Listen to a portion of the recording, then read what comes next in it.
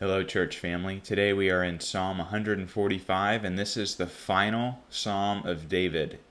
And we've been journeying with David throughout the Psalms. He's experienced a variety of emotions, and as we come to the end of the David Psalms, what is on his lips? What is on his mind? Well, this for David is nothing but a song of praise. So let's look at Psalm 145 and then reflect on what David is praising about and how it might influence and shape our worship. So let's look at it together. A song of praise of David. I will extol you, my God and King, and bless your name forever and ever. Every day I will bless you and praise your name forever and ever.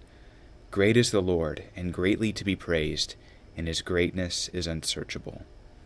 One generation shall commend your works to another, and shall declare your mighty acts. On the glorious splendor of your majesty, and on your wondrous works I will meditate. They shall speak of the might of your awesome deeds, and I will declare your greatness. They shall pour forth the fame of your abundant goodness, and shall sing aloud of your righteousness. The Lord is gracious and merciful, slow to anger, and abounding in steadfast love. The Lord is good to all, and his mercy is over all that he has made. All your works shall give thanks to you, O Lord, and all your saints shall bless you. They shall speak of the glory of your kingdom and tell of your power, to make known to the children of man your mighty deeds and the glorious splendor of your kingdom. Your kingdom is an everlasting kingdom, and your dominion endures throughout all generations. The Lord upholds all who are falling and raises up all who are bowed down. The eyes of all look to you, and you give them their food in due season. You open your hand, you satisfy the desire of every living thing. The Lord is righteous in all his ways and kind in all his works. The Lord is near to all who call on him, to all who call on him in truth. He fulfills the desire of those who fear him. He also hears their cry and saves them. The Lord preserves all who love him, but all the wicked he will destroy. My mouth will speak the praise of the Lord, and let all flesh bless his holy name forever and ever. Briefly, just want us to notice three things in this song of praise. The first is the time for worship, second, the object of worship, and then third, the result of worship. So if you see in verses 1 to 2, we see that the time for worship, and David repeats himself three times. He says, first, I will extol you, or I will praise you in verse 1, and bless your name forever and ever.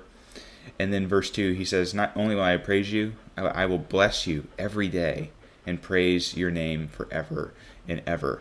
And that repetition of forever and ever is that third occurrence. So David says, I will praise, then I will praise you every day, and I will praise you forever and ever. And this is the call for us as worshipers, to worship God with every moment, with every day, with all of our days. So if that's the time for worship, then what's the object of worship? Well, verse 3, we worship the Lord because he is great, and he's worthy. He's greatly to be praised, and his greatness is unsearchable. And not only is God great, and that seems a little abstract, a little out there, but we get more concrete examples of what this greatness looks like throughout the rest of the psalm. God does mighty acts. He has splendor and majesty. But above all, you see verse 8, the Lord is gracious and merciful, slow to anger and abounding in steadfast love. The Lord is good to all, and his mercy is over all that he has made. Above all, our God is a God of grace. And this is at the end of David's psalms, at the end of David's songs. All he has to sing about is the grace and mercy of God.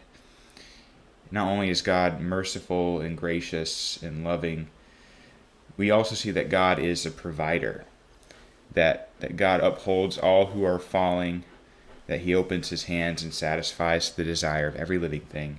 And above all, the Lord is faithful, that his kingdom is an everlasting kingdom, that even when David's reign comes to an end, he knows that God is still on the throne.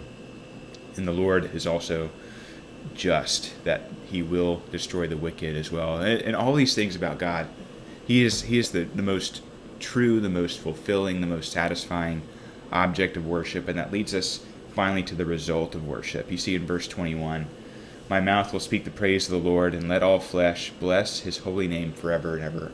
Our worship should be a message to a watching world that our God is worthy of worship. Our lives should lead others, should lead all flesh to bless the name of the Lord. So as we go today, let's be a worshiping people whose worship of God is one that is compelling to a world in need of an object that's worthy of their worship, to awaken their senses to the greatness of God. And like David, let's consume every moment, every moment, every day, all our days with worshiping the God who is great and greatly to be praised.